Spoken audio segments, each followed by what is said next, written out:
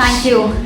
And I think Shakti touched on a few points which is related to our next panel, which is where will the next 1,000 crore of media spend go. Now this is very interesting and I think Shakir has managed to cover a lot of it. But this is going to be an interesting discussion because the media landscape is changing faster than ever. The consumer attention in fragmenting across television, digital media, social media, and of course the creators have taken over. So the big question is that we want to explore today is that what will the next 1,000 crore of media look like? Where will the spendings go? We will continue to discuss this because this 1,000 crore can be fragmented into different sessions like CTV, digital media, retail media, regional platforms, AI-driven advertising, and of course the new forms of consumer engagement like creators. So the important question here is where will the money go? But the more important question is that what will drive that change? And I think this is going to be a very interesting discussion. Our panel today will be covering that and a lot more. Now it's time for me to invite our guests for the panel. Let's start with inviting Miss Anita Kotwani, Senior Partner Growth at Zoom Media. Round of applause.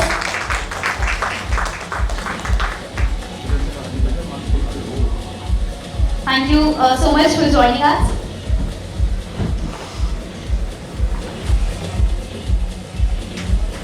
Next up, we have Mr. Shah, Chief Executive Officer at Dentsu Creative Isobar. Round of applause for Mr. Shah. Thank you. Next on the panel, Ms. Anisha, Iyer, Chief Executive Officer at OMD India. Round of applause.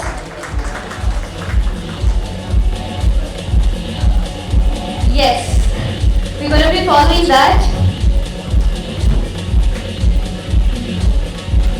Next up on the panel, we have Mr. Prasad, Shejale, Co-founder and Chief Executive Officer at LS Digital Group.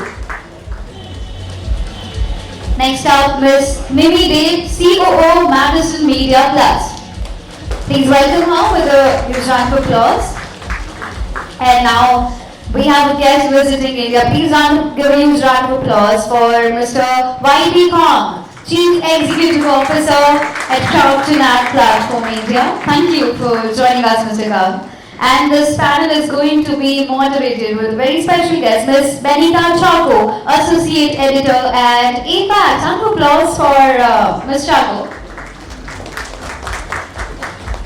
Alright, that is a wonderful panel. Can we have a round of applause for our panel? This is going to be super interesting. Alright, Ms. Chacko, I request you to please take over the discussion. Good morning, everyone. As India's advertising market is growing, it's interesting to see where the next rupee is going to be spent. Digital already accounts for majority of advertising, 63% as per EY FICCI report, while newer opportunities are emerging across CTV, creators, gaming, retail media, commerce, and increasingly AI-led ecosystems. At the same time, traditional media continues to command enormous reach, even as fragmentation, measurement, and changing consumer behavior challenges some of its old assumptions. So the question today is where will the next 1,000 crore be spent and what will convince marketers to put it there? Will it be about reach, attention, data measurement, or the ability to have a direct impact on business? So let me start with a straightforward question. If you were to meet a year from now, where would the next 1,000 crore of media investment have gone? And who do you think will be the biggest winner? Sahil, would you like to start? Sure. Good morning, everyone. So, I think from a media perspective, the next 1,000 crores definitely is moving towards where media dollars are towards intimacy, which means that as immersive experiences platforms can drive, is where clients will drive creative media dollars spending. There are two areas that fundamentally I feel are going to move a lot forward. One is creators and the other is commerce. And both these areas are going to be benchmarked against everything else. Because fundamentally, creators right now are not being just looked at organic distribution vehicles, but also organic plus media distribution vehicles with a lot more relevance and in the end intimacy with the target audience, right? And commerce is exactly that. It's really at the point where a point of sale is happening, a lot of data-driven marketing is happening, and that's where I think it'll move towards. Anisha?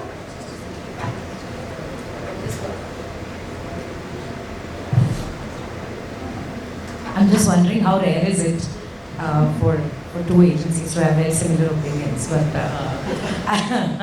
this is one such. Yes, completely agree, and I'll probably build on what you've already heard. Commerce and creators are absolutely going to be gainers.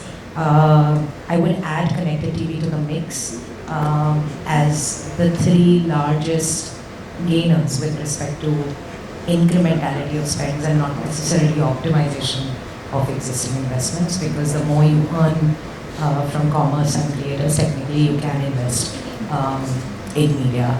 But among the three, my personal bet is on commerce. Being the single largest gainer, only because of where we are today. The environment today has forced marketers to start to look at not annual, maybe not quarterly, but slightly more monthly outcomes of impact on business, slightly more brutally as opposed to, slightly more long view, if I may. And I think commerce is a very commerce stroke retail media, however you want to coin it, I think is an easy win in that sense to kind of make that, or at least act as a shock absorber for the short term. So part of it is also strength of what it brings to the table, but I think part of it is also where we are today, until at least somebody in the West doesn't cause any more friction in the world and no straits are impacted and all of that. At least until that happens, commerce may be the biggest gainer. Anita, what do you think will be the biggest winner? So I think money is going to really drive the measurement and not the media. I echo what Sahil and Anisha have talked about.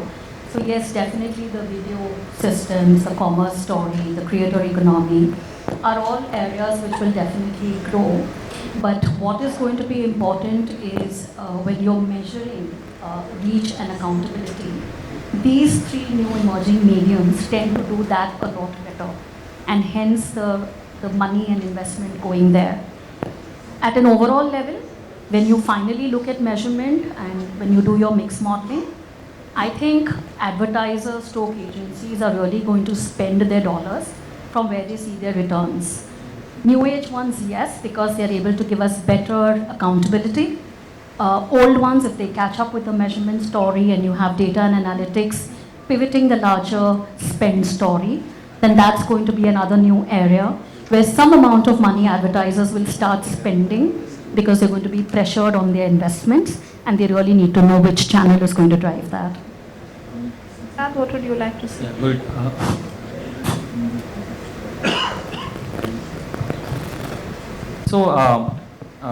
I mean, I echo what all of you have said, but from the winner perspective, where the consumer is and how he's behaving. So from the Kotlerian way of saying, from aware to appeal to ask to act to advocacy, I think most of these things nowadays are happening on the chatbot or AI chat, right? Okay, and that is where probably what we said, measurability, something comes from. I'm not saying that only bottom funnel there, but definitely three things that I see is the commerce, okay, because you are really close to it and you really want to convert that. Second one is the creator, okay, but I think when we are talking about creator, we are not yet, I don't see that much of movement happening on the regional creators, right? Because the scale, the amount of scale that you require there and the monitoring that you require is a very important one, but that's something which is really untapped. And the third one, Anisha, there is going to be a disruption, right? Something or the other, it's lurking in there. I think one thing that we're waiting for is definitely the native ads in your AI chat. The day it comes in here, in next few months, and few quarters, I think that's going to get a humongous amount of media money. I feel so. Okay, I may be wrong, but this is what I see now. Hello. Yeah, good afternoon, everyone. So I think commerce, retail media, CTV have all been spoken, and they are the ones which are going to actually get the attention to final, the sale to happen. Of course, those will happen, and the other piece is the first-party data plumbing. I think that's where a lot of the efforts the clients are going to bound to shift to, and that's going to happen in a big way. The other piece is brands with long-term vision will also have to look at how the brands leave behind a memory, because what we just spoke about are mostly attention to intention and the purchase. We need to focus a lot on building memory and memory structures, and therefore, and given that TV, the regular TV content is not appealing for the 50% of the Gen Z that is going to be our consumer. So there's going to be a lot of focus, a lot of buy-ins on sports and live entertainment, even format shows. So I think there's a lot of effort that will go there as well for brands who are really looking at building memory structures. So that's my thought. And what about you? What do you think will be the biggest thing? Good afternoon, everyone. It's a kind of easy for me because I'm coming from KRAFTON, so I believe the game is a big opportunity, has an opportunity for the next 10,000 crore. Yes, and the detailed reason to be continued in my speech.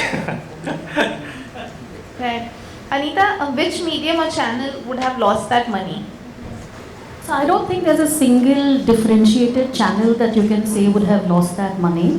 I think wherever you see that the accountability and the result that you're seeking for is not happening, I think if you're a prudent marketer, you're playing around that mix to understand what's working and what's not working.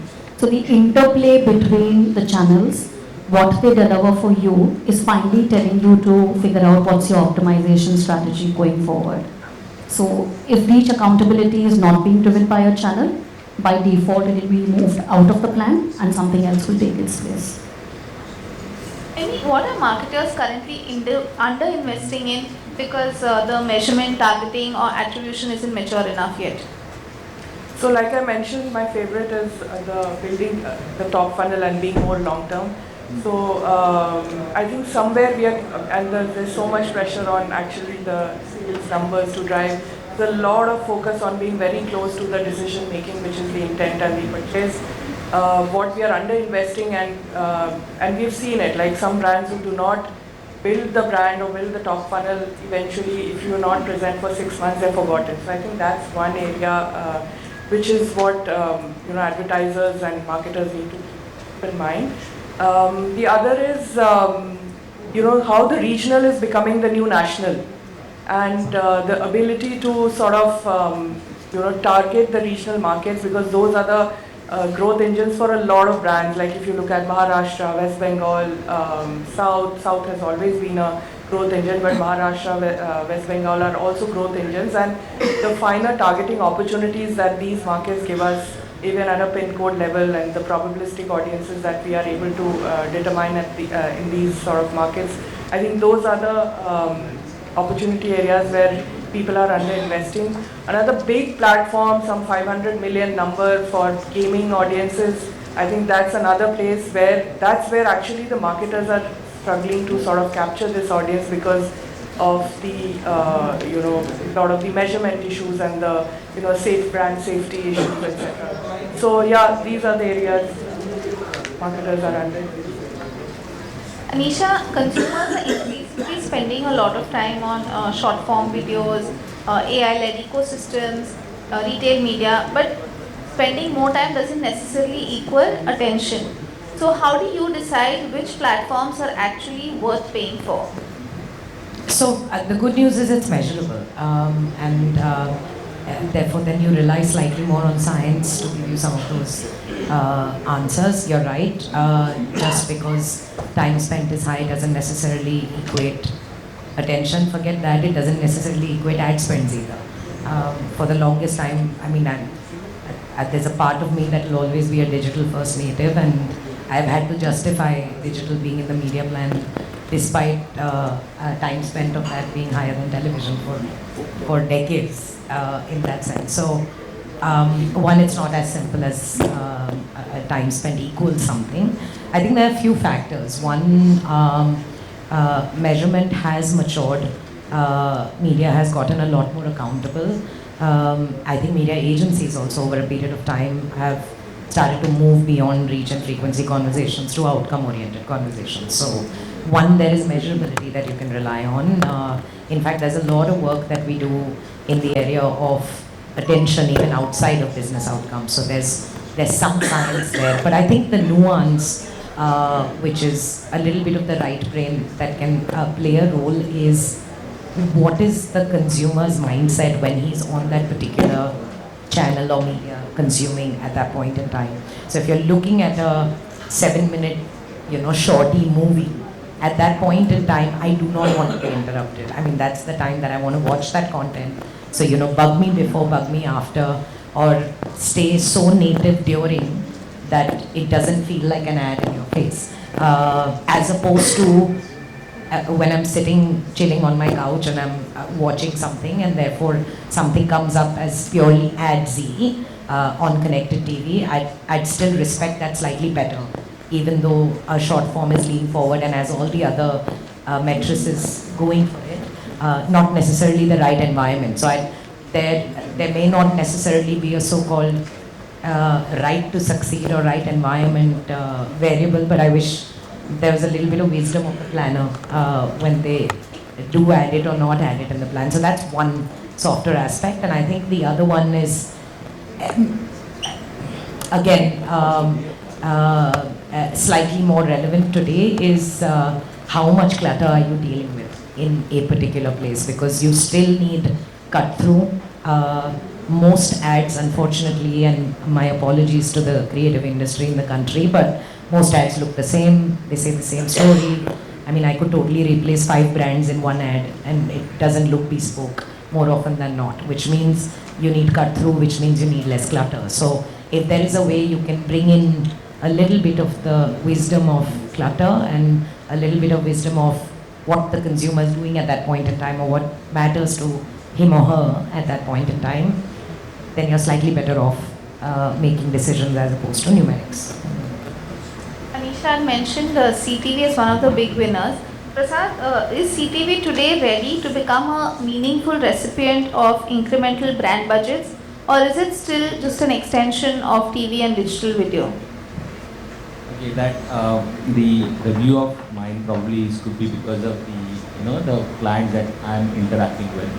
So I will talk from that perspective. So India as a ratio of ad to GDP is still low, and it's been low for some time. Okay, so it's not what I see here. It is as of now. Okay, is it's more of an extension. I see it as of now, though I would love to believe that it's a different line item there, but it is more an extension where money gets moved from somewhere else and gets into that particular line item as of now. 70-80% of that. There are 2-3 reasons behind it. I feel so. Okay.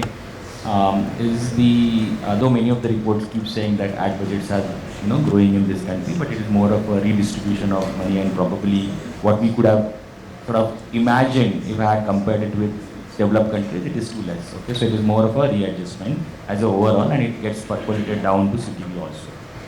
Why it is happening is, maybe I think the measurement is one of the important one, and second one is that maybe it's a very fragmented one, right? Okay, so if that gets taken care of, okay, hopefully CTV will find its own standing as truly as a separate line item in a true mindset, and probably people will start moving money onto it. But the good thing is that some of the new categories are driving money in there. Okay, so some of the new categories which come and say they think CTV first. So so I see early signs of people thinking it as a separate line item. Okay, but I think we'll have to wait for a few quarters to see how it happens, unless we solve the problem of measurement. I think so. That's my view from our accounts. Sahil, as creativity and media become increasingly intertwined, how do you see the evolving relationship between the idea and the final execution? So I think Anisha already sort of put emphasis on how to break clutter, and using creativity is the ultimate way of delivering on media efficacy, to be honest. I feel like we're going back 20, 25 years, where essentially creative and media used to be seen as much as together as it is expected to now. But and all of us here, all network agencies, indie agencies, all of them, the dream client is for them to own media, creative, all of it together, and therefore drive business brand outcomes. Right? That's our dream. If you look at it from a marketeer's perspective, the marketeer is becoming very self-aware of the fact that yes, this needs to be all together, but it need not be with one partner only. So the job of integration is currently being sort of better played at the marketer's end compared to what we should ideally play. And the endeavor is to obviously try and hold that fort. So the answer is a big yes. Media creative needs to work together, and creative is the magic, the logic, Kang, you said gaming to be one of the big winners. Gaming has moved from being a potential and just being an entertainment category to becoming a potential media environment. What needs to change for Indian marketers to bet their money on it and make it a core media channel rather than just an experimental one? First of all, I think the scale, the number of the gamers or the volume that they spend, I think that already it's a mainstream or has lots of potential to be a mainstream. And when for the marketer, I want to say all games cannot be a good media. We want to try to divide and the subcategories and understand the user characteristics or behaviors. So then we can make some another unique experiences for the users, the gamers. And then if a game also provide more transparent or various statistics for the advertisers, and the game also provide not the typical ad format, but the new experiences for the game users, for also the advertisers. Example of that?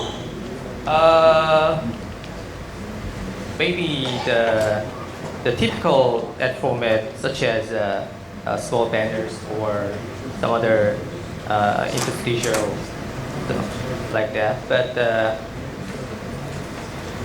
connecting with in-game items or rewards, or connected with fan communities or something, then we can make another user experiences, and that is not expected in the other channels.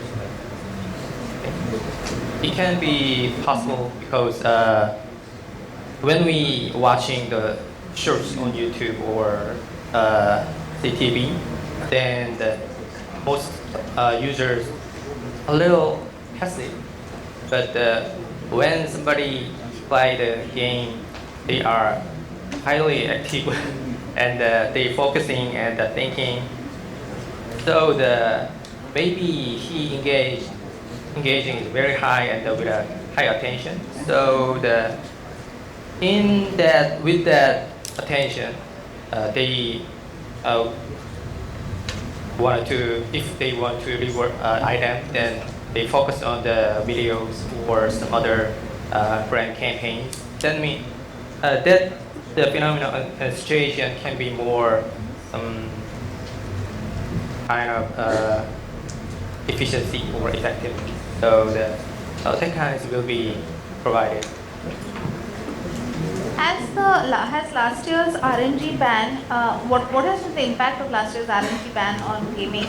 Has it repositioned mainstream gaming as a brand safe premium environment, or has the policy change made the entire landscape a very risky space?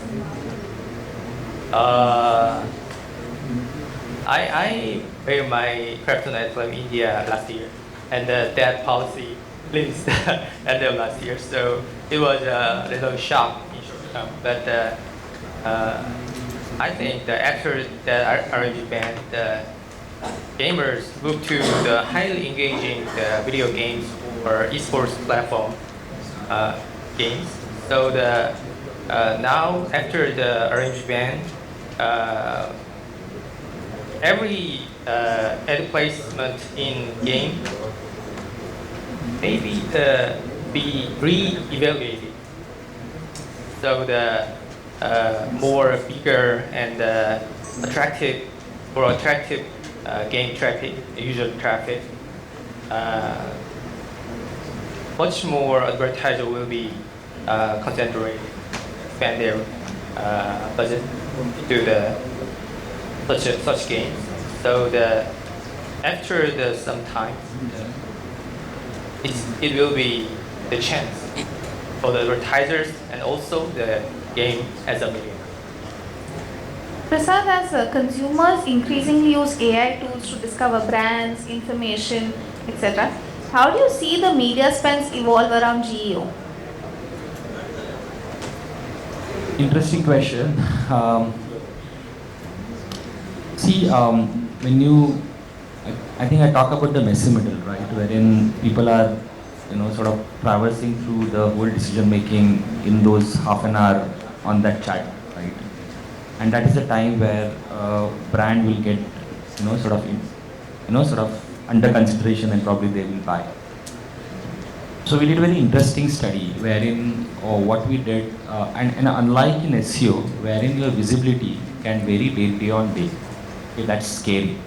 Okay, it is that scary, right? You don't have to wait for an algorithm update that way, right? So we did a study to find out what is the correlation between citations and the visibility, right? Okay, because Perplexity and everyone gives you citation. Okay, if you really run the algorithms onto it to find it out, what is the R ratio across it, and if you can find it out, you can distinctly find it out, okay, which are those articles and the emotions in that articles has a higher impact on the visibility on your chat GPT on Gemini, right? It also means is that the type of content that you will have, okay, is going to be not very SEO-ish, okay, and whatever your brand claims and what people talk on the reviews and on excesses, okay, this matters a lot. There's a very strong correlation. So the bottom line is, there's a lot of content money has to be put in, but it cannot be mass produced. It has to be in line with your brand and what people are saying. And it needs technology, it needs very dedicated efforts, not a geo agency which talks about ye badlo, wo badlo, this is what, that is what it is. But that's a very dedicated efforts which needs to be done. And brands will find it out very hard way in next few quarters. Because they are going to, new brands are getting mentioned, on those chat GPTs, and the new generation is not going to, their typical way of brand, finding the brands and buying is not the way what we did. So a lot of content, but very different way. It cannot be on that EAT and, some 25 blog writers writing things sitting in one corner. No. Anita, today an agency is expected to bring data, tech, content, creators, and business outcomes all together. What is the agency actually going to be paid for in the next 5 years from now? I think the agencies which will show good judgment vis-a-vis procurement is what's going to win the battle. And I think the pivot that they need to make is to become growth architects.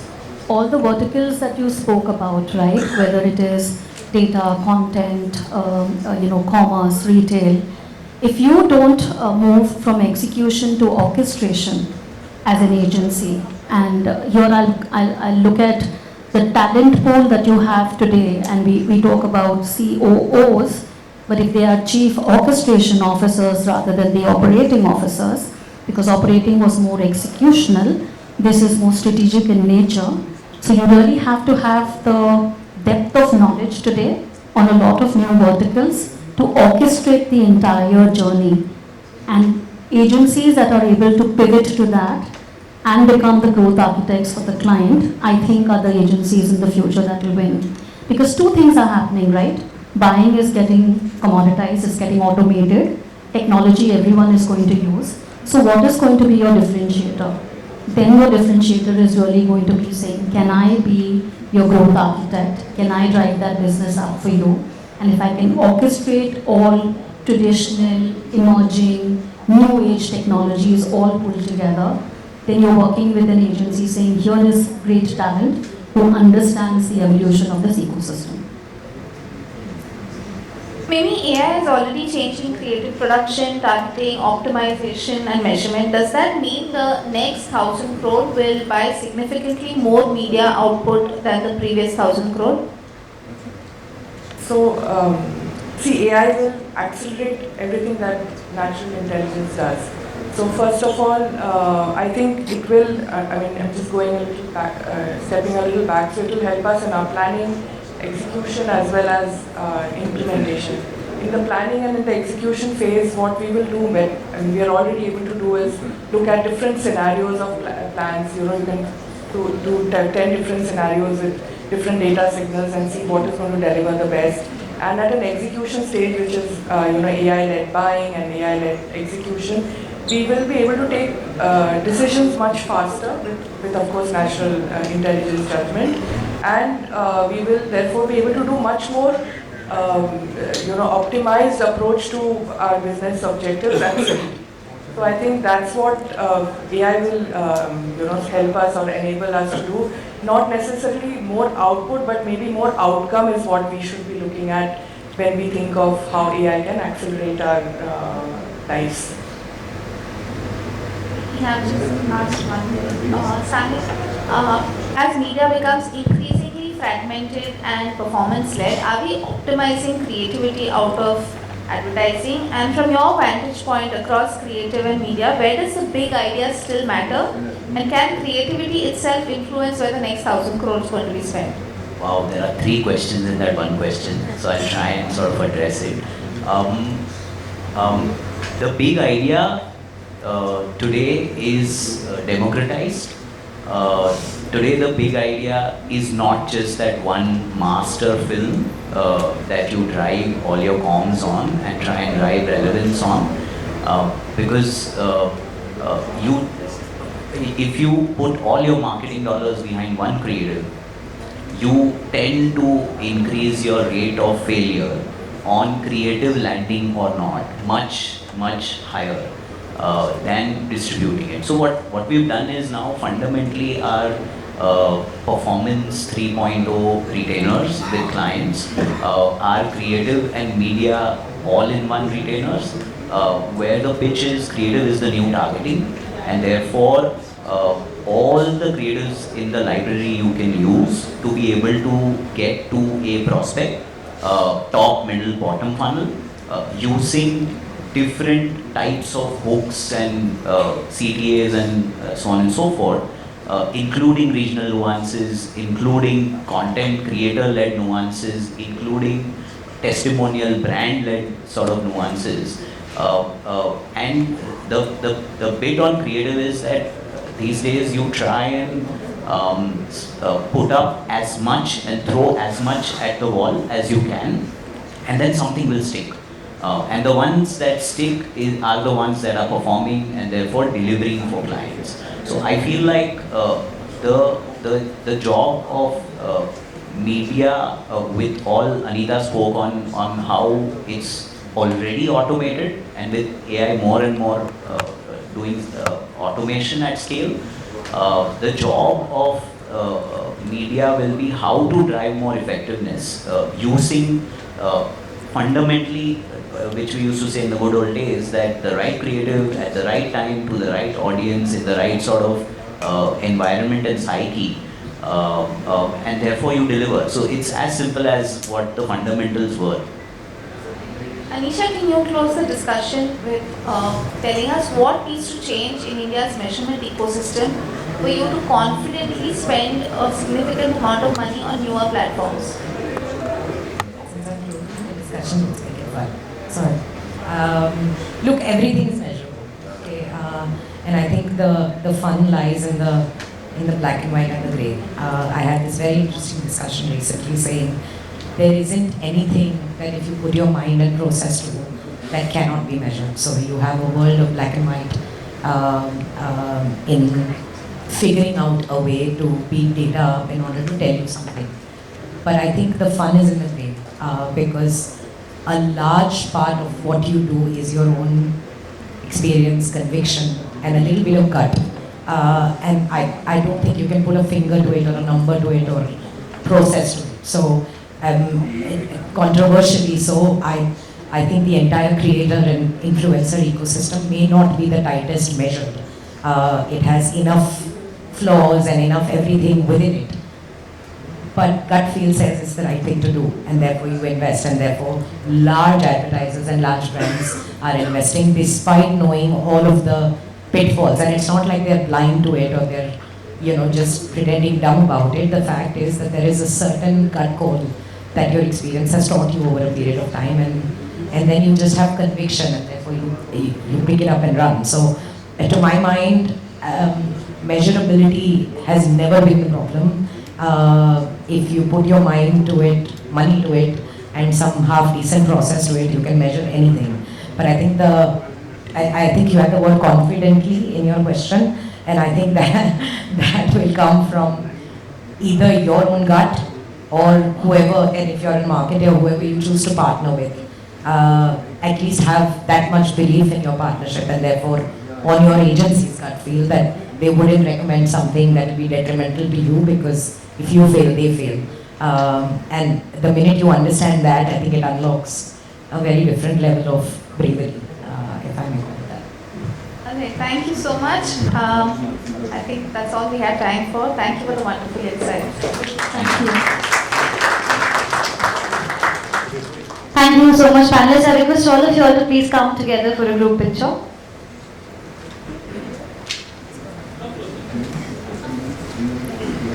Ladies and gentlemen, can we have a huge round of applause for this amazing panel? Thank you. Pose the picture. I request Ms. Chacko to please felicitate all our speakers. I request all of you all to please stay back. Can we have...